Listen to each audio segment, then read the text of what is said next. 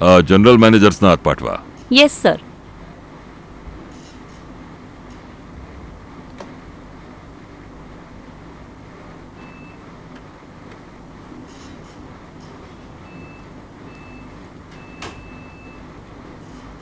Good morning sir. Good morning. बसा.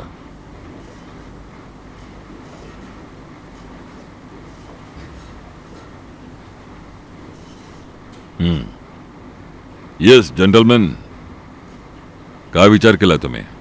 Sir, तुम्ही ठाकूर साहेबांसोबत बोलले का? काय म्हणणं आहे त्यांचं? मी तुम्हाला प्रश्न विचारलाय. तुम्ही मला प्रश्न विचारू नका, तर माझ्या प्रश्नांची उत्तरं द्या. तुम्ही काय विचार केलाय? जर आपण आपल्या दुश्मनांच्या कृपादृष्टीवर राहायला लागलो तर झालंच आपलं काम. Now we have to plan our own strategy. मी आपल्या युनियनच्या लीडरांशी बोललो आहे सर. ते सगळे याच्यामुळे खूप घाबरलेत सर. त्यांच्या या घाबरण्याचा फायदा उचला. त्या सगळ्यांना विकत घ्या. आणि त्यांनाच काय, ठाकूर रणवीर सिंगच्या सगळ्या गुंडांना विकत घ्या, जे आपल्या फॅक्टरीच्या कामगारांना उकसवतायत. तुम्ही एकदम बरोबर बोलताय सर. आपल्याला हेच केलं पाहिजे. तर आता याच मार्गावर चाला. जर रणवीर सिंगचा या शहरावर इतका प्रभाव आहे तर आपल्याकडे मनी पॉवर आहे. Use it. पैशांपुढे कुणाचं चालणार आहे? तुमचं म्हणणं एकदम योग्य आहे सर. अजून एक गोष्ट, कामगारांसोबत कुठल्याही प्रकारचा कसलाच समझोता होणार नाही. Is it clear? जर त्यांची छोटी मोठी मागणी आपण मान्य केली तर कदाचित आपल्याला पैसे वाटावे नाही लागणार. No mister Bhattacharya, no. हा ठाकूर रणवीर सिंगचा विजय असेल आणि मी त्याला कुठल्याही परिस्थितीत जिंकू नाही देऊ शकत. भले मग त्यासाठी मला पैसा पाण्यासारखा व्हावा लागेल. मी त्याच्या तोंडावर अशी एक जोरदार चपराक मारू इच्छितो जी तो आयुष्यभर विसरू शकणार नाही. Yes sir. एनिवे, मला संध्याकाळपर्यंत रिझल्ट हवाय. Yes sir. Yes sir. You may go now. Thank you sir.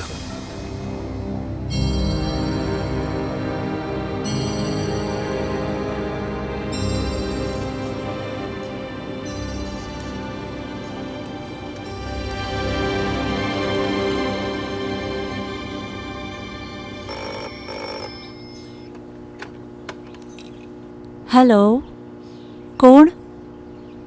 ओ, चित्तरंजन साहेब. कमालच आहे.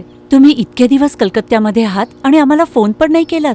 तुमचे पतिदेव आम्हाला सुखाने जगू देतील तर ना. नाही, असं काही नाहीये.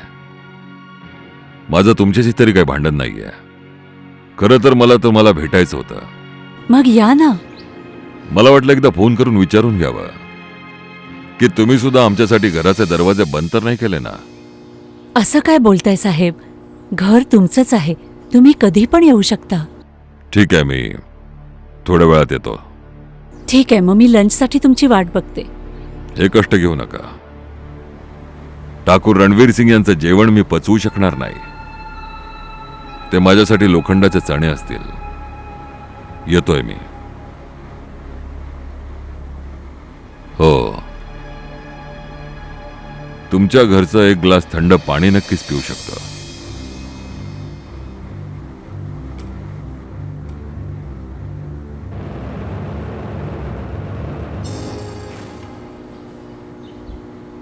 तुमच्याविषयी माझ्या मनात काही राग असता तर मी इथे आलोच नसतो.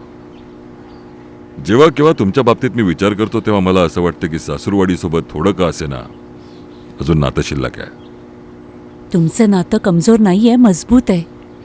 तुम्ही या घराचे जावई आहात आणि मृणालिनी मुलगी. ज्या घराविषयी तुम्ही बोलत आहात तुमच्या पतिदेवांनी ते कधीच विकून टाकलंय. ते ठीक आहे, पण मी हे सांगायला आलो होते की जर आपल्या खानदानांमध्ये रक्ताचे पाठ व्हायला लागतील तर याहून मोठी ट्रॅजेडी अजून होऊ शकत नाही. मला या गोष्टीची जाणीव आहे, पण काय करू? तुम्हीच जरा काही करता येतंय का बघा ना. किती गोष्टींना सांभाळू.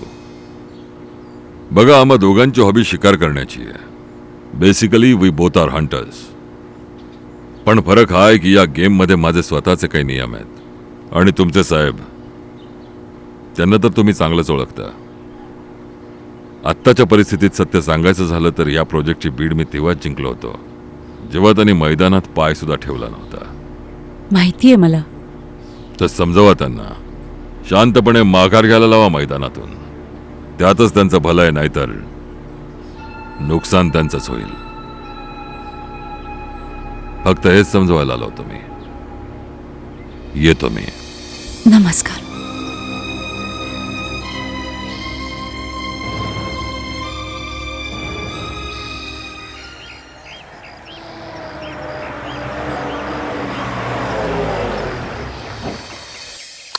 जय हो प्रभूची. अय रामशरण, हा साहेब. हे घे आणि नाक्यावरच्या पानवाल्याकडनं 2 पान बनवून आण. आणि बघ, सांगायचं स्पेशल, हा स्पेशल सांगायचं हरप्रसादनी मागितलेत. हो साहेब.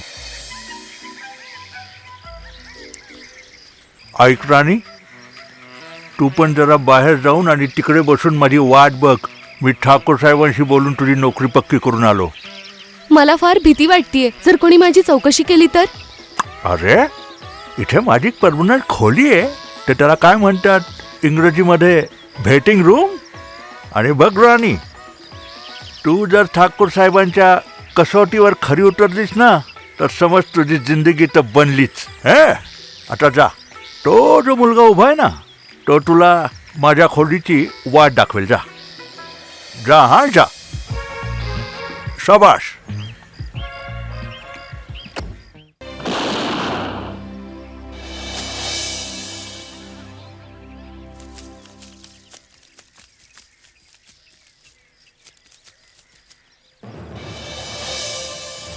तिकडे पुढे पडला. चला.